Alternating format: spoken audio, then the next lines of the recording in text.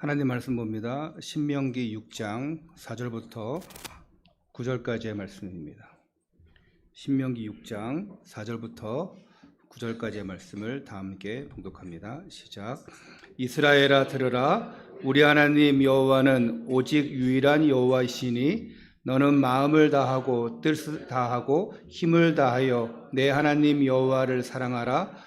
오늘 내가 네게 명하는 이 말씀을 너는 마음에 새기고 내 자녀에게 부지런히 가르치며 집에 앉았을 때에든지 길을 갈 때든지 누워있을 때든지 일어날 때든지 이 말씀을 강론할 것이며 너는 또 그것을 내 손목에 매어 기호를 삼으며 내 미간에 붙여 표로 삼고 또 내 집 문설주와 바깥문에 기록할지니라. 아멘. 옆에 분들과 인사하겠습니다. 부지런히 복음을 전합시다. 예. 새벽부터 우리 깨어서 오늘 하루 종일 하나님 앞에 예배드리고 또 한 주간 동안에 이 그리스도의 복음을 전하는 그런 전도자의 삶을 사시기를 주님의 이름으로 축원합니다. 우리가 지난 5월 한 달 동안 가정의 달을 맞이해서 하나님의 은혜를 나누었습니다. 다음 세대에게 성령을 부으소서.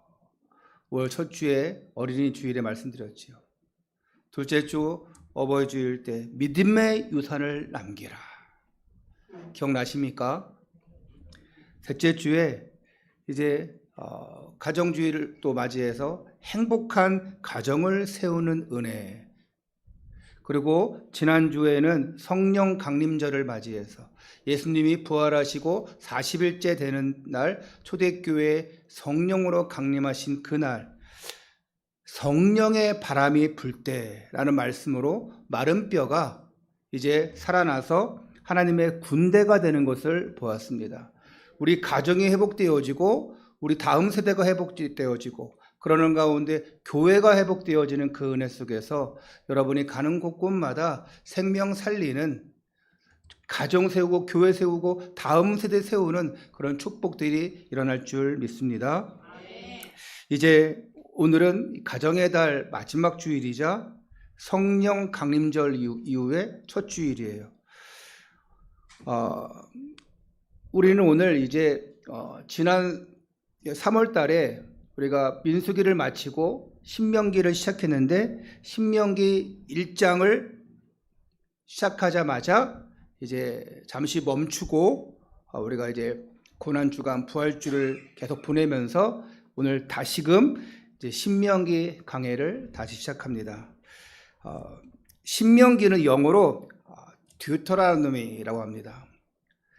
그리고 한자로는 거듭할 신, 또 명령할 거듭해서 명령한다. 하나님이 거듭해서 반복해서 말씀을 주시는데 이거를 다시 말해서 반복되어지는 율법서라고 합니다.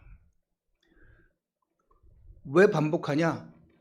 신명기 1장부터 4장 5장 계속 보면 이제 레위기에서 민수기에서 출애굽기에서 말씀하신 내용들을 광야 생활 가운데 모세를 통해서 주신 말씀들을 다시 반복해서 주셔요.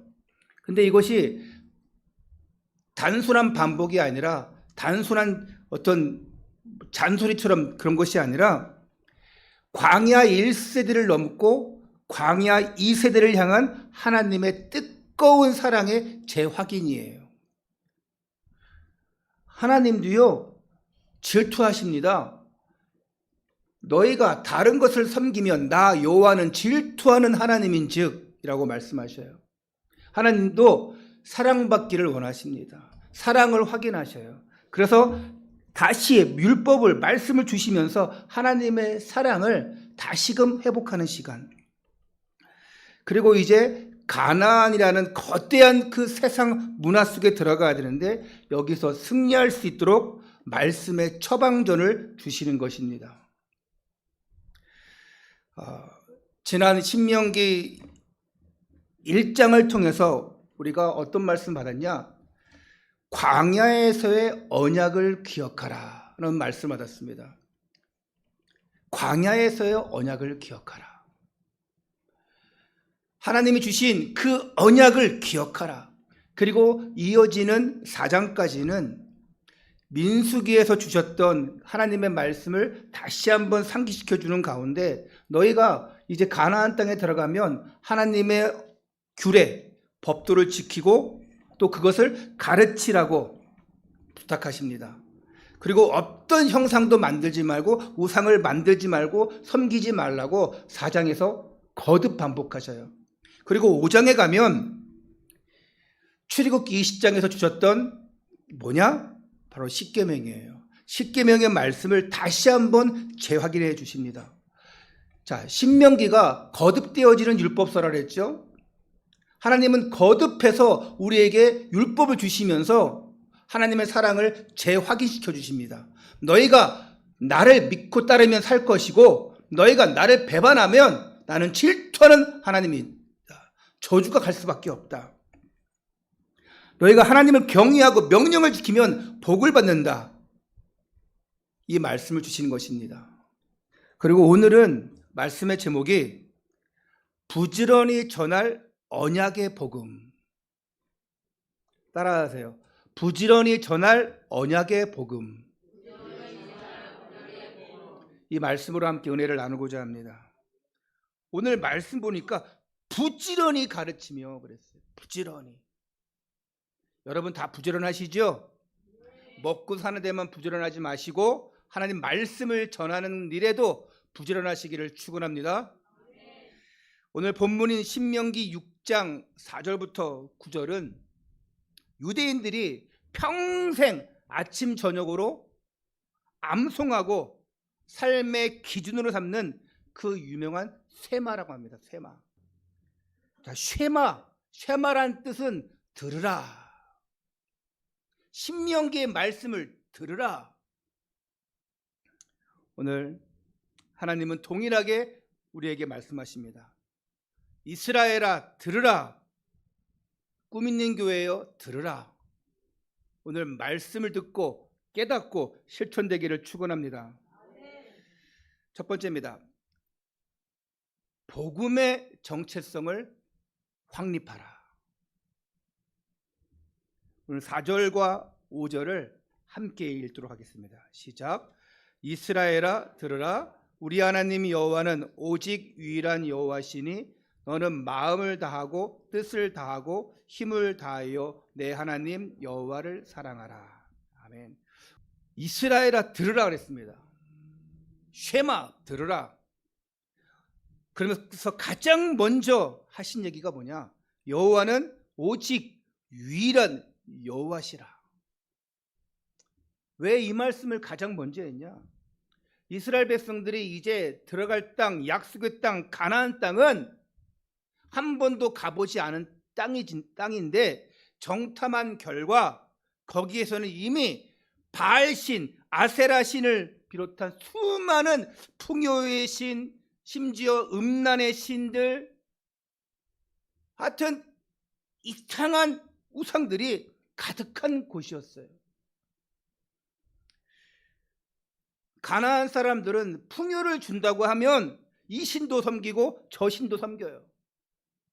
적당히 타협하며 살았습니다. 왜?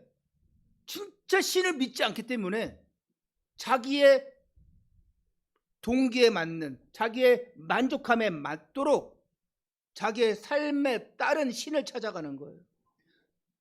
그래서 신이 많아요. 오늘날 우리가 살아가는 세상도 이 가나안과 비슷해요. 돈이 된다 그러면 그 돈 따라가요. 성공이 우상이 됩니다. 요즘 세상 스마트폰 세상입니다.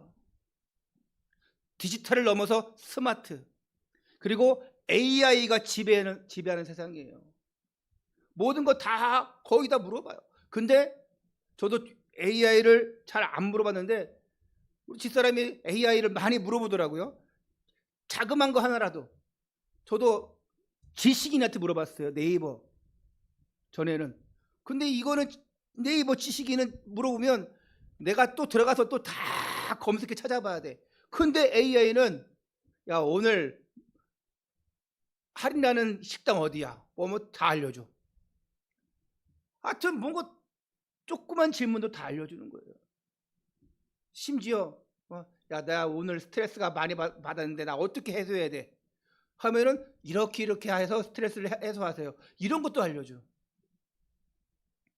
그리고 저는 유명하지 않아서 그런지 임재호 목사 치면은 다른 교회 목사가 나오더라고. 나는 임재호 목사가 그렇게 많은지 몰랐어. 야, 꿈 있는 교회 치면은 이게 조금 부족해서 그런지 꿈이 있는 교회를 좀 찾아주고 막 그러더라고. 아무튼간에 거기에 많이 의지해요. 세상 문화, 세상 지식이 심지어 하나님의 자리를 차지해버려요. 다원주의 세상입니다. 뭐냐? 모든 것에 다 신이 있다. 그런 개념이에요.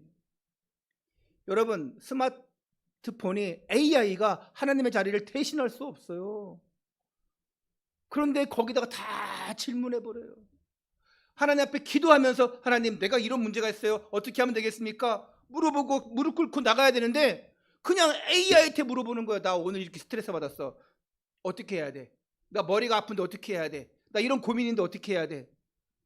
기도로 나아가며 해야 되는데 그냥 물어보고 끝나. 그리고 인본주의를 씁니다. 대책을 세웁니다. 편한 세상이지만 안타까운 것은 하나님이 계셔야 할 자리에 하나님 앞에 물어봐야 될 그 사람이 하나님은 온데간데 없고 그 사람도 온데간데 없고 믿음도 온데간데 없고 안타까운 세상입니다. 이런 달콤함 속에서 세상은 우리 자녀들에게 속삭여요. 야, 왜 예수만 답이냐? 예수만이 답이 아니야. 성공해야 대접받아. 야, 예배가 먼저가 아니야. 네가 먼저 살아야지. 돈부터 벌어. 그래 행복하지. 돈이 있어야 사람들이 무시하지 않아. 아멘? 맞잖아요. 여러분 그렇게 생각하시잖아요. 아멘? 돈 많아야 되겠죠. 그런데 문제는 믿음보다 신앙보다 성경보다 예배보다 돈부터 벌어야 돼. 이게 되니까 문제인 거예요. 그러면 AI가 대신 가는 거랑 뭔 차이입니까? 일단 좋은 대학 가야 돼. 나중에 예배해. 야, 이번 주에 너네 중요한 학과 모임 있지? 이번 중요한 일 있지? 이번 중요한 약속 있지? 야, 그거 문제야지 예배가 문제야? 왜 아멘 안 하셔요? 찔리십니까? 목사님이니까 그렇게 얘기하지요. 내 삶 속에 들어와 보셨어요? 내가 얼마나 바쁜지요? 내가 지금 꼴꼴뚱하면 책임지겠을 거예요? 내가 돈 없어가지고 하면은 11조도 못하고 헌금도 못하는데 책임지겠어요? 책임질게요. 안 해도 돼. 그런 사람 하지도 않아 원래. 하나님은 단호하게 말씀하셔요. 우리 하나님 여호와는 오직 유일한 여호와시니. 믿습니까? 아멘이 작아요. 우리 하나님 여호와는 오직 유일한 여호와시니. 믿습니까? 인생의 주인은 오직 한 분, 여호와 한 분이에요. 그래서 하나님이에요. 한글로. 그래서 유일신 가시예요. God 가시예요. 세상 신이 아니라 only Jesus, only God. 하나님께로 가는 길은 다른 길이 없어요. 하나님을 떠나니까 모든 사람이 죄인입니다. 아무리 행복하게 살려고 해도 아무리 하나님 만나려고 해도 만날 수가 없어요. 이미 사망이 지배해버렸어요. 이미 지옥 권세에 놓여져 버렸습니다. 그러니까 아무리 잘 살려고 해도 아무리 행복하려고 해도 그 허무함, 그 공허함 무엇으로 채울 수 없습니다. 우리는 별로 가진 것이 없으니까 우리는 막 그냥 하나님 없이 막 성공하려고 쫓아가고 막 발버둥 치고 막 이런 게 아니니까 그래도 여러분이 하나님 안에 있기 때문에 이 지금 예배 자체 온 자체가 하나님 안에 계신 거잖아요. 할렐루야. 그래도 여러분이 이 안에 계시기 때문에 그나마 허무함, 공허함, 절망감, 좌절감 이게 조금 덜한 거예요. 여러분, 정말 높은 자리에 올라간 사람들, 남부를 것 없다고 그 살아갔던 사람들, 그 사람들이 진짜 절망감에 빠지면, 진짜 길을 못 찾으면 어디로 갑니까? 나락으로, 타락으로, 그리고 완전히 세상 끝으로 가는 거예요. 그러나 그 중간에 깨닫고, 이야, 모든 것이 헛되고 헛되니 헛되구나. 하나님 만나면 인생이 바뀌는 것입니다. 이번 금요일 날 숭의교회 우리 성도님들 함께 참석해서 이제 그 간증 집회에 참석했는데, 브라이언 박 목사님이 오셔서 간증했죠.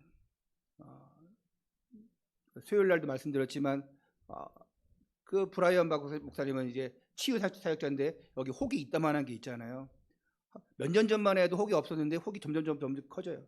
근데 이제 하나님의 사인이 오면 이제 제거하겠다 하시는데, 근데 혹이 꼭 상징처럼 있어요. 이따만해요. 그 키도 크시고. 나는 젊으신 줄 알았는데 나이가 벌써 68세더라고요. 저는 제 나이보다 조금만 줄 알았는데, 근데 저는 이분의 인생을 잘 몰랐는데, 야, 완전 우상 숭배의 가정에서 자랐고 엄청 가난한 집에서 자랐는데, 자신의 최고의 목적이 뭐냐? 돈 많이 버는 거. 최고로 많이 버는 거. 중학교 1학년 때인가 온 가족이 미국으로 이민을 갔대요. 거기서 최고로 돈 많이 버는 방법이 뭐냐? 그때부터 쫓아간 거예요. 변호사가 되겠다. 그러면서도 그 세상 문화 속에 빠져가지고 술과 담배와 심지어 마약과 타락 속에 빠졌대요. 근데 어떻게 해가지고 돈 많이 버는 직종인 변호사가 됐대요. 근데 어느 날 보니까 제일 또 돈 많이 버는 사람을 찾았어. 펀드맨이죠. 주식시장이죠. 보니까 1년에 어떤 사람은 300억을 벌더래요. 그래서 죽거라 공부하고 쫓아가서 펀드 매니저가 된 거예요. 남부럽지 않은 그 고급 차가 몇 대나 있고 큰 집을 소유하고 돈을 써도 부족하지 않은 그런 삶을 살았대요. 그러다가 어느 날 완전히 망가지는 거지. 큰 문제가 오는 거지. 그래도 모르는 거예요. 그러다가 어느 날 하나님을 만났습니다. 하나님 만나지 못했으면 그 인생 질병과 고통과 저주 속에서 그냥 꺼져가는 것이죠. 그런데 하나님 만났어요.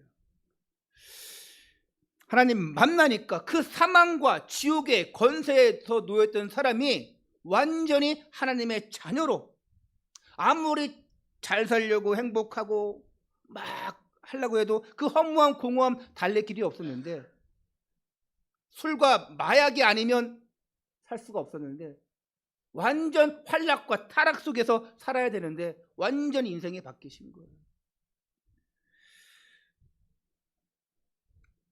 여러분, 하나님 만나지 못하면 아무리 우리가 잘 살려고 노력하고 환락을 쫓아보고 술을 마시고 심지어 마약을 하더라도 더 깊은 절망과 더 슬픔과 타락 속으로 갈 수밖에 없습니다. 그래서 오늘 요한복음 14장 6절은 이렇게 말씀합니다. 내가 곧 길이요 진리요 생명이니 나로 말미암지 않고는 아버지께로 올 자가 없느니라. 믿습니까?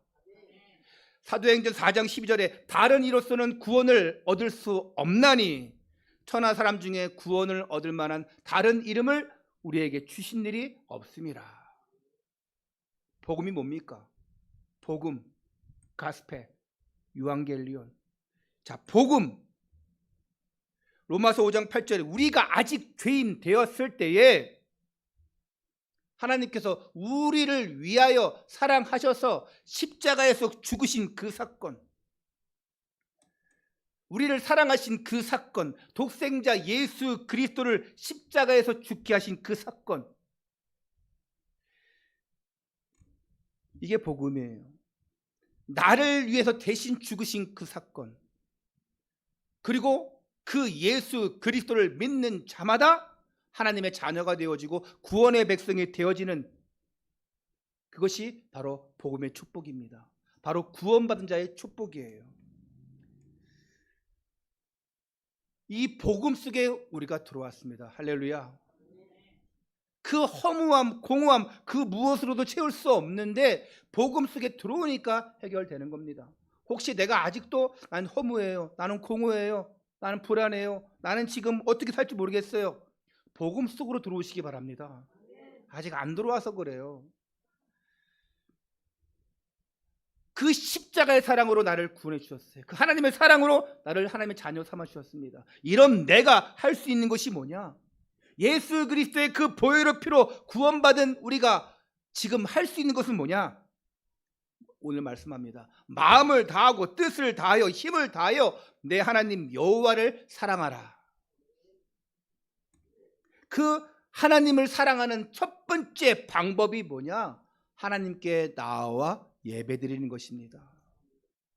내가 하나님 앞에 예배 드린다는 것은 하나님 사랑합니다, 그 고백이에요. 하나님 사랑하는 그 고백은 바로 예배 드리는 것입니다. 오늘 온 마음을 다해 예배 드릴 때에 여러분의 여호와 한 분만을 사랑한다는 그 고백이 되길 바라고, 오늘도 정말 내가 하나님의 자녀구나, 구원의 백성이구나, 그 복음의 정체성이 회복되기를 축원합니다.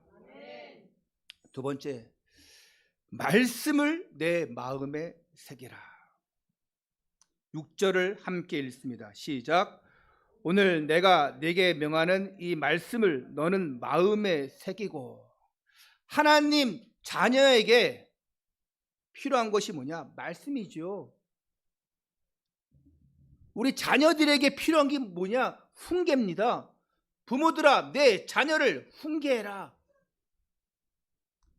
오늘 하나님의 자녀에게 필요한 것이 말씀이에요. 근데 하나님 자녀에게 이 말씀을 가르치기 전에 너는 마음에 새겨라. 자, 무슨 말이냐? 자, 부모 세대들 잘 들으세요.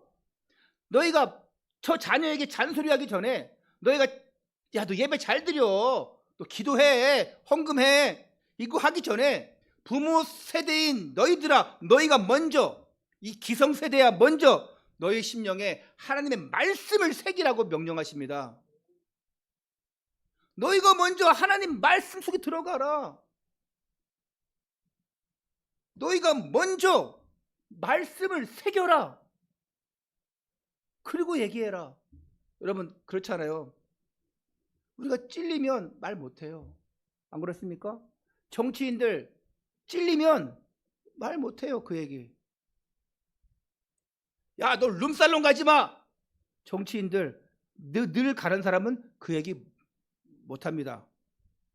무슨 얘기인지 자, 모르시겠죠. 남을 탓하기 전에 자기 걸 먼저 보라는 거예요. 남의 티끌 보기 전에 나의 들보를 먼저 봐라. 이번에 뭐 스타벅스 뭐 일도 많이 있고 한데, 그렇게 얘기하는 사람들 보면은 벌써 그 과거를 보면 더 화려해.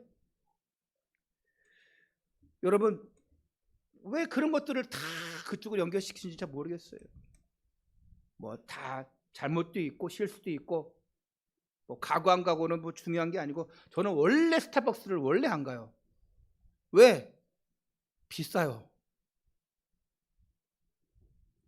태국이나 필리핀 가면 갑니다, 스타벅스. 왜? 싸요. 우리나라는 비싸요. 물가가 거기는 싸긴 하겠지만 우리나라가 한 7천 원 합니까? 6천 원 합니까? 스타벅스. 거기 가면 2천 원밖에 안 해요.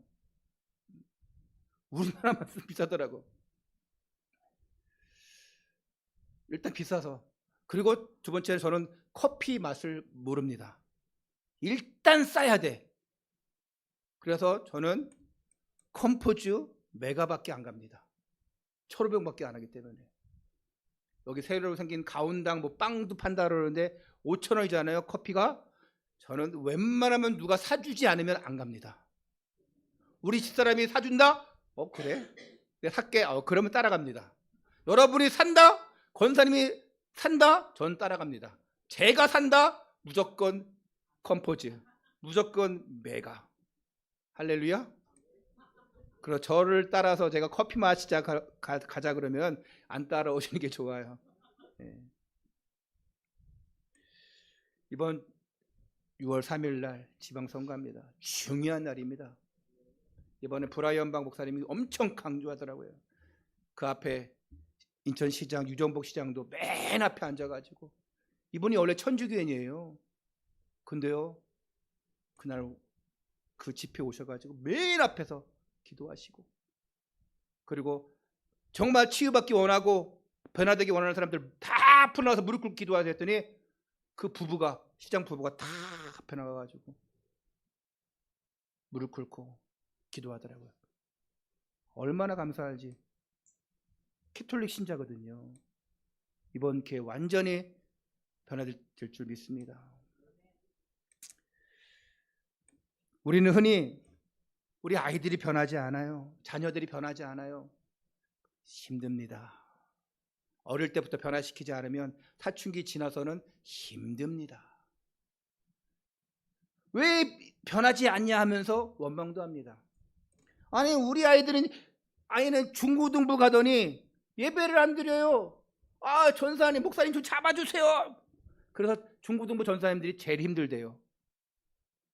아니, 지금 예배 좀 갈 수 있도록 해주세요. 청년이 되더니 교회를 떠났어요. 청년 돼서 교회 떠난 사람들 찾기 정말 힘들어요.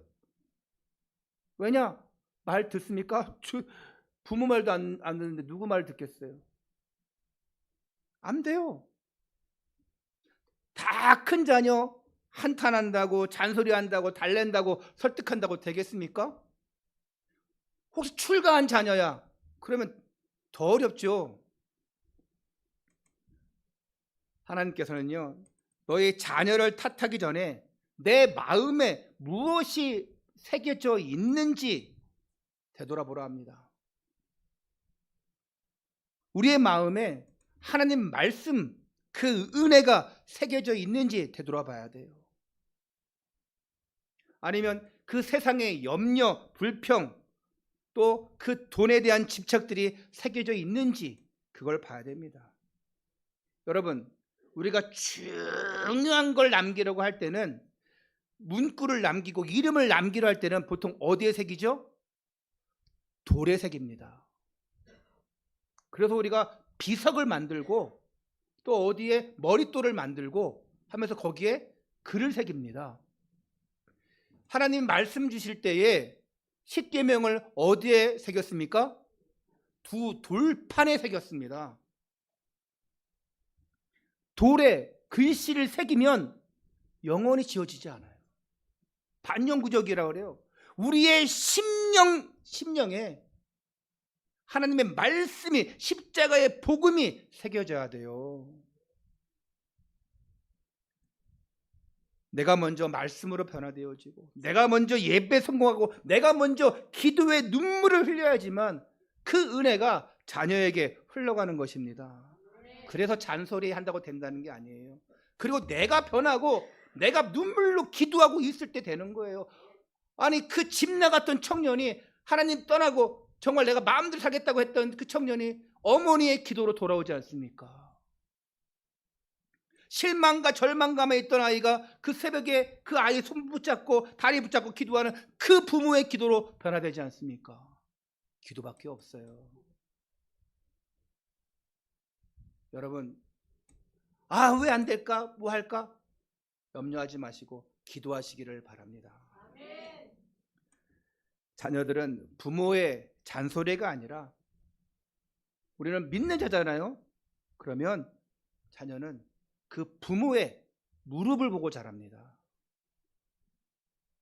완벽한 부모가 되려고 하지 마시고, 완벽하지 않아도 엎드려서 기도하는 부모, 내가 먼저 회개하고 잘못을 인정하고, 그래, 내가 잘못했다, 내가 실수했구나, 내가 너한테 이랬구나.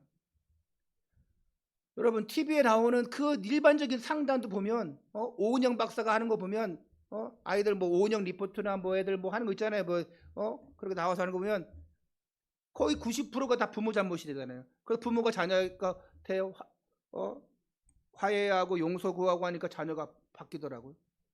근데 그놈의 똥 자존심 때문에, 잘못된 지식 때문에, 그 고집 때문에, 그 교만 때문에 내가 완벽하지 않아도 우선 엎드리는 부모, 그리고 용서를 구하고 잘못을 인정하고 내가 너를 이렇게 만들었구나, 나의 잘못이야. 그래야지 마음이 열리죠.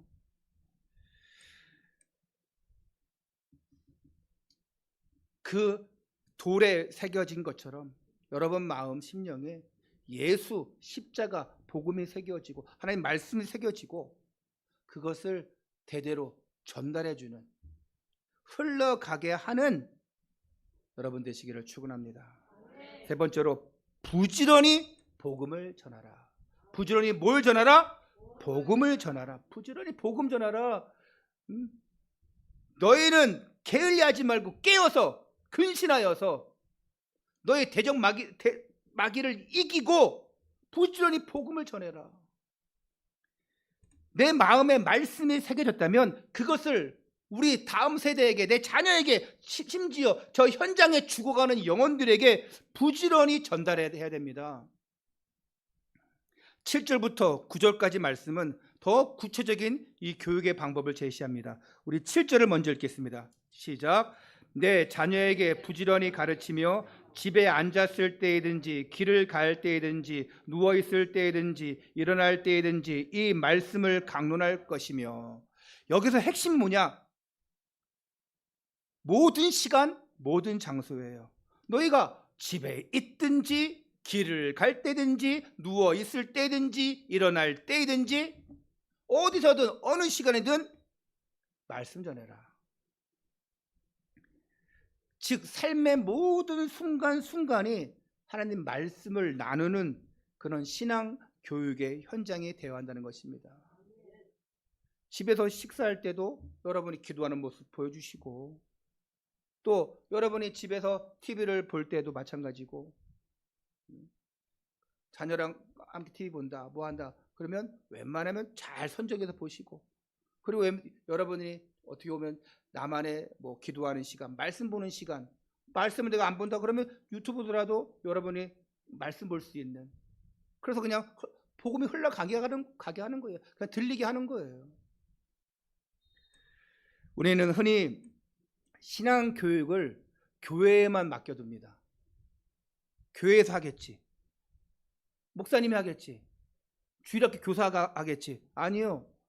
여러분, 보통 큰 교회들은 어른들은 매일 가서 기도하는 사람들 많이 있죠.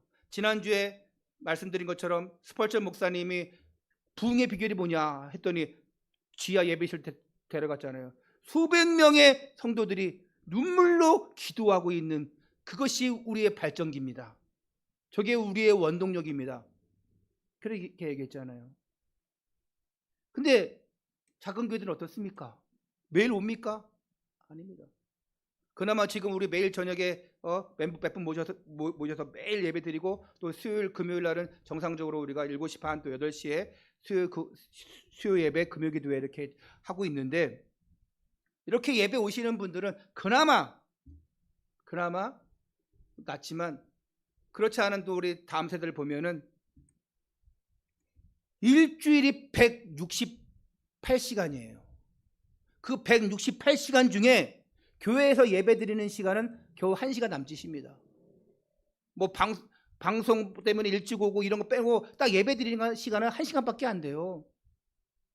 여러분, 나머지 167시간 동안 저 세상에 나가서 세상의 가치관, 그 세상 기준 속에 있고, 스마트폰 문화에 방치되어 있고, 게임 문화에 방치되어 있고, 술과 담배와 또 뭐냐, 여러 가지 활락, 그리고 요즘은 또 정치,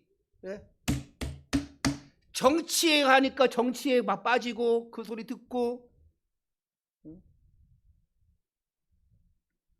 저도 뭐 그 정치에 관심은 없지만 요즘은 이제 시장이 누가 될 거냐, 구청장이 누가 될 거냐, 그리고 이제 시의원, 구의원까지는 별 관심이 없는데, 그래도 지금 이제 요새 관심 갖고 있어요. 왜? 너무 중요한 때이기 때문에.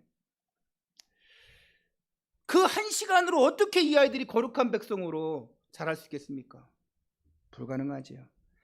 여러분의 가정이 주일학교가 되어야 하고, 여러분의 가정이 예배 처소가 되어야 되고, 여러분 부모가 영적 제사장이 되어야 됩니다. 그래야 살릴 수 있어요. 8절부터 9절을 함께 읽겠습니다. 8절 9절 시작. 너는 또 그것을 내 손목에 메어 기호를 삼으며 내 미간에 붙여 표로 삼고 또 내 집 문설주와 바깥문에 기록할지니라. 아멘. 손목에 메고 미간에 붙이고 문설주에 기록하라. 눈을 돌리는 곳곳마다 손으로 행동하는 모든 순간마다 하나님 말씀이 기준되게 하라. 그런 뜻입니다. 우리 자녀들의 시선, 생각, 이 모든 것들이 그런 세상 미디어와 그런 가치관에 빼앗기지 않도록 날마다 그리스도의 복음이 들려지고 또 들을 수 있도록 우린 도와줘야 됩니다. 우리 자녀들에게 세상의 스펙을 물려주려고 하지 마세요.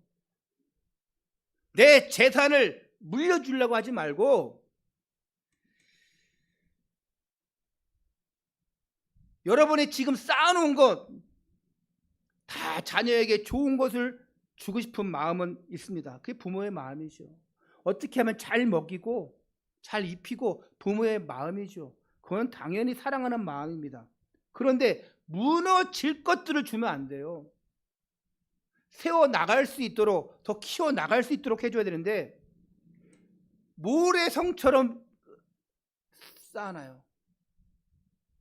하나님의 은혜를 벗어나면 그 성공도 그 스펙도 한순간에 무너지고 맙니다. 여러분, 아무리 우리가 뭐 하려고 열심히 했다가도 한순간에 실수가 그냥 확 다 무너지는 거예요. 아무리 내가 많이 모아놔서도 한순간에 없어져요. 아무리 내가 세상 성공으로 가려고 해도 그 일을 하려고 해서도 한순간에 실수로, 젊은이들 보세요. 요새 한순간에 실수로 뭐 대기업 가려다가 무너지고 공무원 되려다가 무너지고 그런 애들 엄청 많습니다. 왜 그렇겠습니까? 요즘 세상 그래요. 한순간에 무너집니다. 예수 그리스도의 복음, 기도의 능력, 성령의 체험, 이걸 유산으로 남겨줄 수 있어야 돼요. 혹시 내가 좀 안 됐다, 어렵다, 그래도 괜찮아요. 하나님은 기회 주십니다. 언약 붙잡고 기도하는 자에게 새로운 길을 주셔요. 그 자녀는 광야 한복판에 떨어져 있어도 에스겔의 군대처럼 다시 살아날 줄 믿습니다. 그래서 나는 이제 끝났구나, 난 이제 안 되는구나 포기하는 것이 아니라 반석 위에 세운 집은 비가 와도 창수가 나고 바람 불어도 절대 무너지지 않는 것처럼 하나님이 세워 가십니다. 여러분 가정이 그렇게 되시길 바라고, 부모가 그렇게 되시길 바라고, 우리 자녀들이 그렇게 만들기를 주님의 이름으로 축원합니다. 결론입니다. 우리가 지난 한 달 동안 이제 가정을 위해서, 다음 세대를 위해서 뜨겁게 메시지와 함께 기도했습니다. 기도했습니까? 네. 기도하면 역사는 일어나게 되어 있습니다. 기도하는 순간에 은혜와 회복과 기적이 일어날 수밖에 없어요. 기도하지 않으면 절대로 역사 안 일어납니다. 왜 제가 이렇게 열불을 내면서 얘기하겠습니까? 체험해 봤으니까. 그리고 체험하시라고. 기도하지 않으면 절대로 은혜 회복 기적 안 일어납니다. 기도하지 않으면 절대로 그런 배경 속에서 부흥이 안 일어나요. 오늘 5월 마지막 주일에 주신 이 신명기 6장의 말씀 붙잡고 정말 실제적인 결단으로 나아가시기를 바랍니다. 입술로만 고백하지 말고 온 마음 다해서 하나님을 사랑하는 백성이 되시기를 바랍니다. 너는 마음과 뜻을 다하고 힘을 다하여 내 하나님 여호와를 사랑하라. 그 방법이 예배라고 그랬어요. 오늘 예배드리고 자녀를 위해서 무릎으로 기도하십시오. 무릎으로 기도한다는 것은 여러분이 실제적으로 무릎으로 기도한다는 것이지만 하나님 앞에 조아리는 시간, 하나님 앞에 여러분이 완전히 굴복되어지는 그 시간들을 가지라는 거예요. 그래서 우리 다음 세대를 정말 하나님의 군대로 일으키기를 원합니다. 세상 문화에 빼앗기지 않고 우리 자녀들을 위해서, 다음 세대를 위해서 눈물로 부르짖을 때에 성령의 바람이 불어오고 마른 뼈 같은 그 다음 세대들이 살아나는 기적을 보게 될 줄 믿습니다. 그래서 은혜와 회복을 넘어서 기적의 또 부흥의 주인공이 되고 복음의 증인으로 우뚝 세워지는 저와 여러분 되시기를, 여러분 가정, 우리 다음 세대 되시기를 주 예수 그리스도 이름으로 축원합니다. 기도하겠습니다. 사랑과 은혜가 풍성하신 아버지 하나님, 광야 같은 인생길 속에서도 우리를 포기하지 않으시고 끝까지 신실한 언약의 사랑으로 인도해 주시니 감사를 드립니다. 오늘 간절히 구하옵나니 부모된 우리의 마음에 십자가의 복음과 은혜를 먼저 새겨 주시옵소서. 우리가 먼저 눈물로 무릎 꿇게 하시고 우리의 거룩한 모습을 통하여 자녀들이 살아나게 하여 주옵소서.